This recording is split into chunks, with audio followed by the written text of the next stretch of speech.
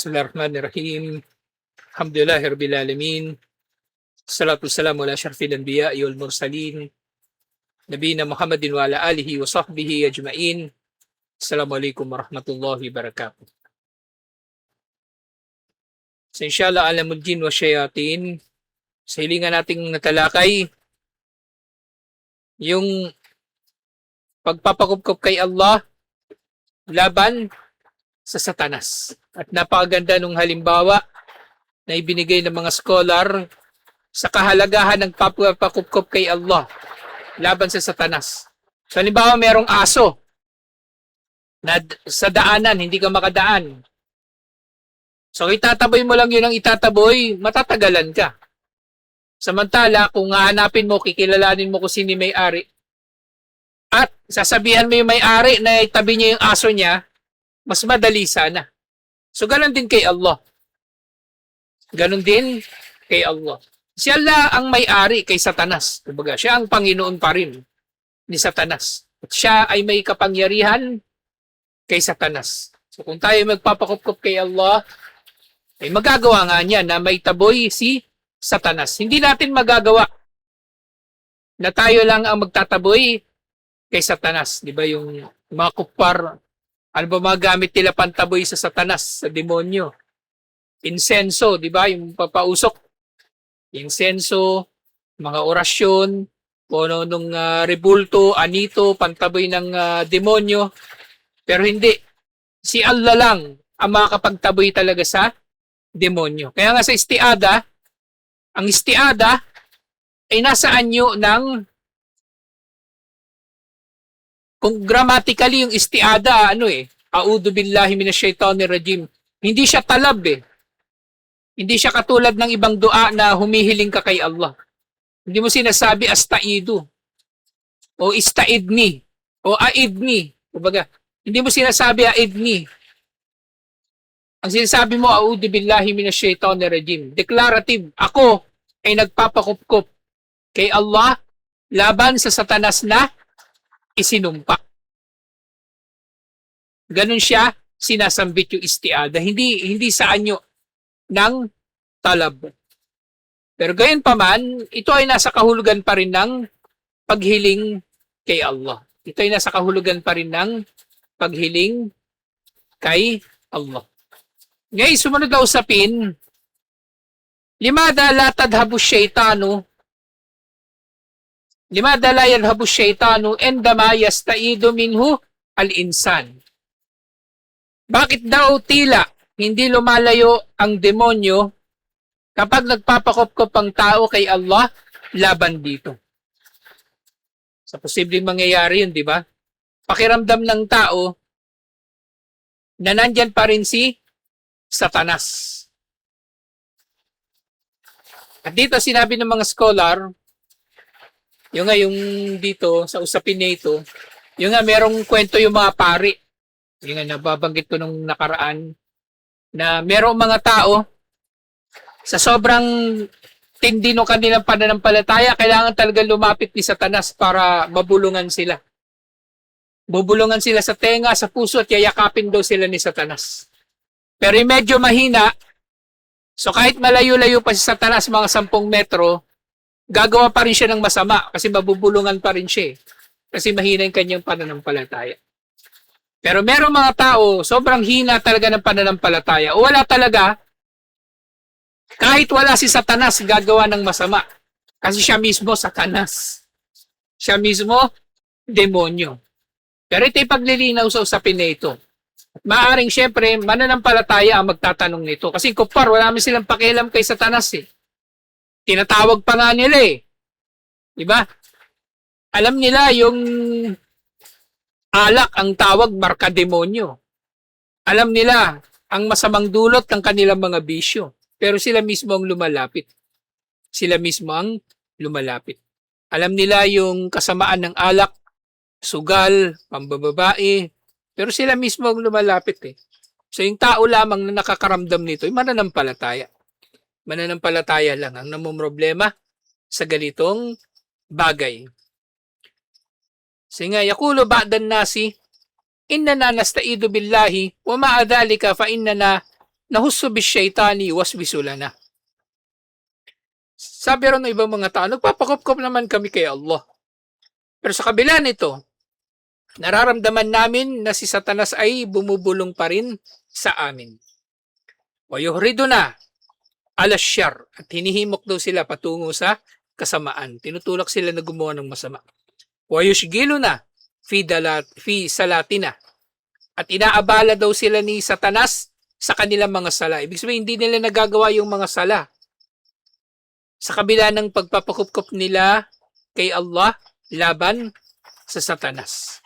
Kasi posible naman talaga na mangyayari ito na yun nga, si Satanas, hindi kanya direktang sasabihan na mag-shirk.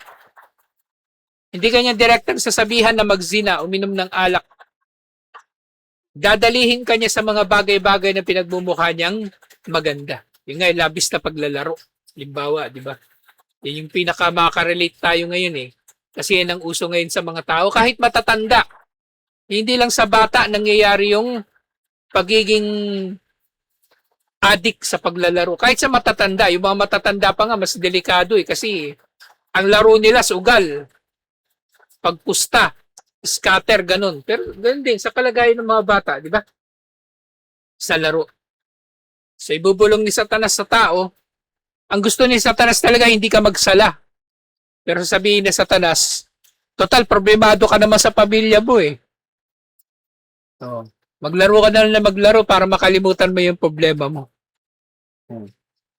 Tapos ngayon bubulungan kayo ng Satanas, naglalag na yung cellphone mo ah. Naglalag na. Kailangan pa naman sa JNT, hindi naglalag yung cellphone. Doon ka na yung dadalihin lalo. Okay, bumili ka ng mamahaling cellphone. Hindi lang ikaw ang ganito, Rashid, ha? Marami pang iba. Tulog na yata eh. Marami pang iba. Hindi direkta eh. Hindi direktang darating sa Satanas. Pero kaya ako nasabi kanina na mananampalataya lang ang nakakaramdam nito. Kasi umaamin sila eh, na nakakagawa sila ng kasalanan. Kaya pakiramdam nila, binubulungan pa rin sila ni Satanas. Pero totoo niya, hindi natin talaga mararamdaman eh. Hindi natin madidistinguish nga eh. Kung yung paggawa pa ng masama, bulong ni Satanas o bulong ng sarili natin. Kasi pwede mangyayari yun eh. Sarili natin ang may gusto na gumawa tayo ng masama. Hindi si Satanas. Pero kung yun nga, kung involved man si Satanas, hindi niya tayo direktang sasabihan. Hindi niya tayo direktang sasabihan. So nga, isa sa mga pakiramdam ng mga tao, inaabala sila ni Satanas sa kanilang mga sala. Either hindi sila makakapagsala, late sila makakapagsala, o kahit nandun na sila sa sala, kung ano-ano pa yung naiisip nila, di ba? O nandun ka na sa sala, di ba? Suratul Fatiha, nire-recite mo. Tapos yung isip mo naman, nandun sa Ginginabang, sa Aludaid, San Felipe, kung saan-saan. Yun yung ishgal na tinutukoy dito. Na inaabala tayo ni Satanas.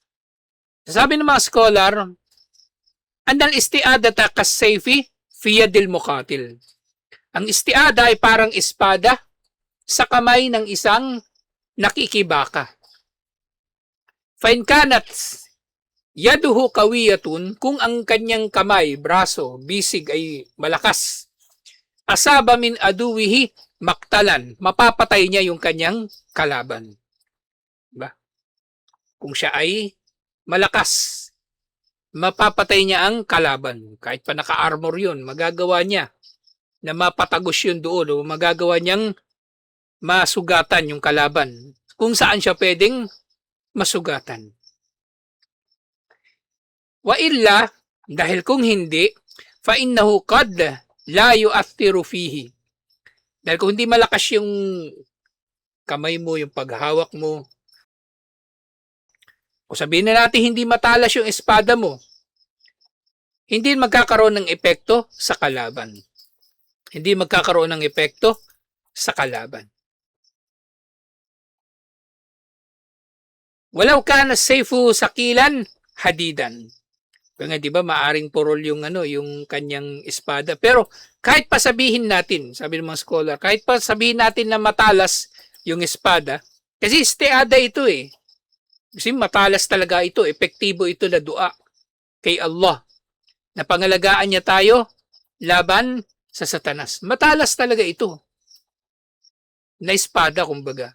Pero hindi ka marunong humawak o mahina yung paghawak mo, mahina yung braso mo, hindi talaga tatalab ang espada mo. Kahit hawak mo pa yung pinakamagandang espada, hindi ka marunong o mahina ka, hindi mo yon magagamit laban sa kalaban. Baka mamaya maagaw pa sa iyo yun, sa iyo pa isaksak eh. Sa iyo pa ipantaga. Ikaw pa mataga ng sarili mong espada. So napaka hirap na kalagayan. So hindi natin pwedeng sisisihin yung espada kung hindi tumagos sa kalaban. Parang motor, di ba? O kotse. Ang pangit ng kotseng to, nadidisgrasya. Pero ang problema talaga yung driver pala. So ganito rin sa istiada. Kapag nakaramdam ang mananampalataya ng ganito, hindi sa istiada yung problema. Hindi kay Allah ang problema. Ang problema ay nasa Kanya. Pero actually, mainam ito eh.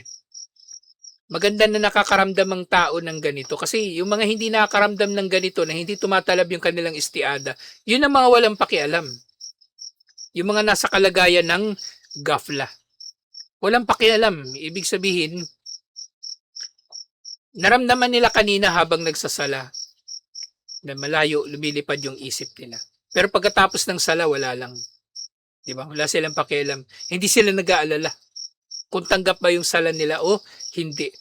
Basta pagkataslim ng imam, Assalamualaikum warahmatullah, Assalamualaikum warahmatullah, sila tumayo na.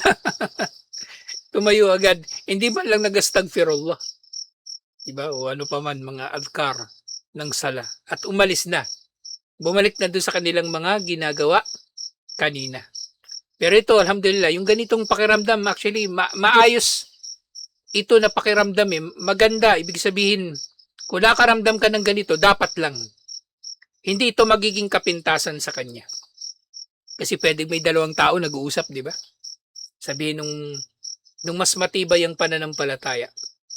Naramdaman ko minsan, parang binubulabog ni Satanas yung sala ko eh. Sige, ang layo ng sumasagi sa isip ko minsan habang nagsasala. Minsan nakalimutan ko na nga kung ilang rak'ana o ano pa man yung sala niya. Nag-aalala siya. Eh yung kausap niya, jumu'a lang nagsasala. Sasabihin nung jumu'a lang nagsasala. Ako, hindi ko nararamdaman yan. Kapal lang mo ka. Ang yabang pa eh. Ganon, nararamdaman mo yan, binubulungan ka ni Satanas. Ako, hindi ko problema yan. Matatag pa na ng palataya ko eh. Malinis puso ko. Hindi umamin yung gago eh, di ba? Pero yung ganito, ayun nga, nababanggit natin ito kasi hindi ito problema. Hindi ito problema. Hindi ito kapintasan. Kung nakaramdam ang tao ng ganito, mainam nga eh. Kasi ibig sabihin, ang naps na taglay-taglay niya, inshallah, yung napsul lawama. Naps na naninisi sa kanyang sarili. Ibig sabihin, nagtutuos sa kanyang sarili. Nagtutuos sa kanyang sarili. Yung kapag nababanggit yung napsul lawama at yung usapin ng konsensya, naalala ko yung commercial sa TV dati, yung Safeguard. Diba? Yung merong nanay bibili ng sabon. Tapos, gusto niyang bilhin kasi mabango eh. Tapos lalabas yung konsensya niya, kinukonsensya siya. Puwapatay ba yan sa mga germs, yung sabon na yan, ganito, ganyan, ganito, ganyan. So, ganun yung tao, yung mananampalataya dapat. So, meron siyang konsensya. Pero yung tao walang konsensya, puro yabang yun. Yabang yung maririnig nyo. May problema sa'yo. Mahina pananampalataya mo. Sala ka ng sala. Tapos mahina yung pananampalataya mo, nilalapitan ka pa rin ni Satanas. Ako nga, jumu'a lang eh. Ganun pa yun. Ako nga, jumu'a lang. Tignan mo naman, matibay pananampalataya ko. Hindi ako nilalapitan ni Satanas. Hindi ako nilalapitan. Paano wala siyang pakialam eh? Wala siyang pakialam. Habang nagsasala siya, ini-enjoy pa niya siguro yung mga pinapasok ni Satanas sa isip niya na kung ano-anong pangliligaw o pang-aabala, di ba? Habang nagsasala siya, iniisip niya mamaya may laban ako, tataas yung ranggo ko. Okay, iniisip niya, naka-charge yung cellphone ko, buti na lang iniwan ko naka-charge yung cellphone ko para mamaya pagtapos dito, tutuloy ko na yung laban ko mamaya. Hindi pa naman naglalag yung cellphone ko na. Fast charging. Mainam ito yung ganito, na yung tao nakakaramdam ng panganib sa kanyang pananampalataya. Kaya nga yung aya, innama yakhshallaha min ibadihi al-ulama. Ang tanging may takot kay Allah ay ang mga maalam. Kasi kapag hindi mo nalalaman yung mga bagay-bagay, wala kang katatakutan eh. Wala kang katatakutan. O binabalaan ka na, di ba? Sabi ng tao, delikado dyan, madulas yung daan dyan, pababa dyan, sementado nga, pero madulas, matarik. Eh, hindi mo alam na madulas at matarik pala talaga. Wala kang pakialam. Bukod pa sa hindi mo alam, wala ka talagang pakialam.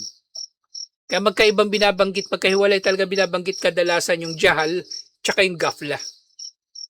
Kasi may jahal pwede ba paumanhinan eh. Hindi mo talaga alam eh. Yung jahal na basit. Pero yung gafla, ang gafla talaga, yung gafla sa konteksto nito, pagkalingat. Pero ang gafla, tuwing nang binabanggit sa Quran, halimbawa yung mga gafilun, o kahit tungkol kay Allah, di ba? Wamallahu bigafilin amma ya'malun. Hindi si Allah hindi nalilingat sa ginagawa nila. Ang gafla tinutukoy bilang sinasadya. Gawain na sinasadya. Yung gafla. Pero jahal, maaring hindi mo sinasadya eh. So dito sa kalagayan na ito, yun nga, katulad ng espada, ang istiada. Espada na matalas, matibay, maganda yung pagkakagawa. Pero magiging epektibo lang ito kung epektibo ang tao. Kung epektibo ang hahawak nito. وكذلك الاستعادة إذا كانت منتقية وورعة كانت نارا تحرق الشيطان. So ganito rin nga ang istiada. Kung ito ay ginawa ng isang may takwa, may takot kay Allah, at ito ay ginawa ng isang matuwid, ito ay magiging, kumbaga, dua na sumusunog sa Satanas. Ito ay magiging apoy na susunog sa Satanas o sa demonyo. Mapapaso sila. Magiging katulad. Ibig sabihin, itataboy sila nito eh. Lalayuan nila ito upang hindi sila mapinsala. Lalayuan nila ito upang hindi sila mapinsala. وَإِذَا كَانَتْ مِنْ مُخَلِّتٍ دَئِيفِ الْإِيمَانِ فَلَا تُؤَثِّرُ فِي الْأَدُوِّ تَأْثِيرًا قَوِيًّا. Pero yung tao na mukhallat, yung pagkakabanggit nga dito mukhallat eh. Ibig sabihin, yung kanyang pananampalataya may kasamang kasamaan. Mananampalataya siya, oo, pero patuloy siya sa paggawa sa malalaking mga kasalanan. Di ba, pag-iwan sa sala. O mahina talaga ang kanyang pananampalataya, hindi magkakaroon ng epekto sa kalaban. Yung kanyang espada o yung kanyang istiada. Sinabi Abul Farj ibn al-Jawzi rahimahullah, wa'lam anna mithla iblis ma'al muttaqi wal mukhallat karajulin jalisin bayna yadayhi ta'amun wa lahmun famarra bihi kalbun faqala aksa o iksa fadahaba. So ang katulad daw ni Satanas, kumbaga si Satanas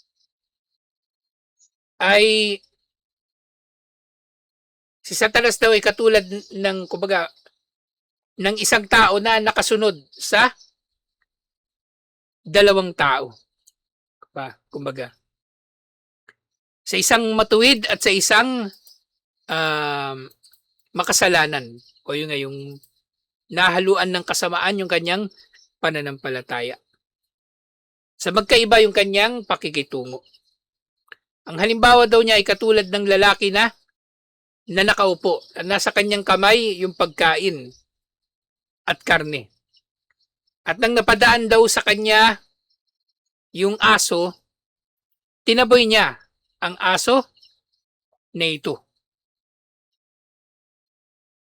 Tinaboy niya ang aso na ito. At ito nga ay aalis.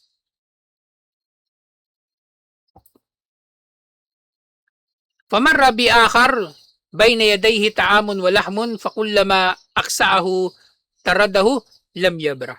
Pero merong isa pang tao na meron ding hawak na pagkain, Pero tuwinang pupunta sa kanya yung aso, tinataboy niya ito, hindi lumaalis yung aso. Hindi umaalis. Fal-awwalu mitlul muttaqi yamurru bihi syaitan. Yung una kanina na nakapagpalayas dun sa aso ay yaong matuwid na dinaanan ng aso. Kumbaga, kanina sa halimbawa, siya yung tao na dinaanan ng satanas pero dahil matuwid siya, fayakfihi fi tardihi ad-dikru. Dahil matibay ang kanyang pananampalataya, sapat na para sa kanya na may taboy sa satanas sa pamagitan ng dikir na ito. Wathani mithlul mukhallat la yufarikuhu syaitanu limakanin tukhlituhu. Pero yung pangalawa, katulad nung tao na mahina ang pananampalataya o makasalanan, na hindi siya nilalayuan ni satanas at hindi ito nagiging epektibo laban sa kanya, yung kanyang pagtataboy. Yung kanyang pagtataboy. Na'udhu billahi minasyaitan. Tayo ay marapat nga na magpakupkop laban sa demonyo. Alhamdulillah. Falal muslimin alladhi yuridu an najata minasyaitani. Kaya para sa sino mang Muslim na naghahangad na magtagumpay, may ligtas laban sa satanas, wa habilihi, at gayon din laban sa kanyang mga kampon at iba't iba pang mga plano niya. An yashtagila bitakwiyati imanihi. So marapat siya maging abala sa pagpapatatag sa kanyang pananampalataya. Ito yung una nating pagkakabalahan. Hindi ano pa mang material na bagay. Diba? Yung nga, mahalaga sa tao.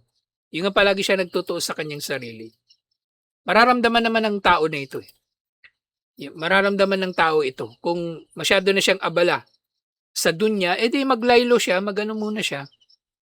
Kumbaga, awatin niya muna yung sarili niya. At ibalik ang kanyang sarili sa pag-aalala palagi kay Allah, pagbabasa ng Quran, pagsasala sa tamang oras. Kasi darating talaga sa tao yung mga panahon ng pagsubok eh. Na pwedeng susubukan ka ni Allah sa pamagitan ng paghihirap at syempre susubukan ka rin ni Allah sa pamagitan ng ginhawa. At mas mapanganib yung pagsubok ni Allah sa pamagitan ng ginhawa. Kasi pagsubok ni Allah sa pamagitan ng paghihirap, pwedeng lalapit pa tayo lalo kay Allah eh. Kasi hiling tayo ng hiling sa Kanya na tulungan tayo. Pero yung ginhawa, mapapalayo tayo kay Allah kasi unang isipin ng tao niyan, mahal na siya ni Allah. Mahal ako ni Allah kasi pinagtagumpay niya yung negosyo ko. Ngayon, yumaman na ako, mahal ako ni Allah. O ngayon, dahil iniisip mo, mahal ka ni Allah, kahit late ka magsala, mahal ka pa rin ni Allah, may problema yun. Problema yun, di ba? Hindi ako nakapagpajar kanina, isipin niya. Sabi niya, hindi ako nakapagpajar kanina, pero laki pa rin ang benta ko ngayon. Maghrib, ang laki ng benta ko ngayon. Maghrib na. Hindi pa nga ako nakapag-duhur asar. Ibig sabihin, mahal pa rin ako ni Allah. Kahit hindi ako makapagsala, mahal pa rin ako ni Allah. Hindi ba napakatindi? Napakatinding pagsubok ang ginhawa. Kasi mas nakakapagligaw sa tao. Kasi nasa paghihirap, pwedeng lalapit lalo kay Allah eh. Di ba? Kumakain siya tuyo, ulam niya tuyo. Kada subo niya may dua. Di ba? Hindi lang bismillah sa umpisa. Kada subo niya, sana naman sa susunod. O Allah, palitan mo naman to ng chicken joy, ano pa man. Di ba? Yung maginhawa. Sarap nung kain niyo. Nandiyo siya Starbucks. Yung kape niya, tig 200 pesos. Tapos meron siyang isang peraso ng cake, 400 pesos. Minimum wage na yun ng tao eh. Yung pagkain niya, halaga 1,000, merienda niya lang yun. Hindi pa ako nakakapag-pajar asar, duhur asar, maghrib na. Pero mabiyaya pa rin si Allah. Tapos may tumunog cellphone niya, may pumasok GCash, 150,000. Mahal ako ni Allah. Kahit hindi ako nakakapagsala, mahal pa rin ako ni Allah. Alhamdulillah, napakabuti mo. Ganun siya ng ganun eh. Hindi naman nagsasala. Di ba? Ibig sabihin, matindi talaga yung sala. Matindi talaga yung pagsubok dulot ng ginhawa. Lalong-lalo na yung pagkatalikod ng tao sa sala. Yun nga, marapat na mapatatag natin pananampalataya natin wal ihtima'u billahi rabbahu. Marapat siyang magpakupkup kay Allah ang kanyang Panginoon wal iltija'u ilayhi at marapat siyang manalig, sumandig, sumandal sa kanyang Panginoon. Wala hawla wala quwata illa billah. Dapat malaman ng tao, walang lakas at kapangyarihan liban na lamang sa pamagitan ni Allah. Alhamdulillah. Sa tutuloy natin ito insyaAllah. Assalamualaikum warahmatullahi wabarakatuh.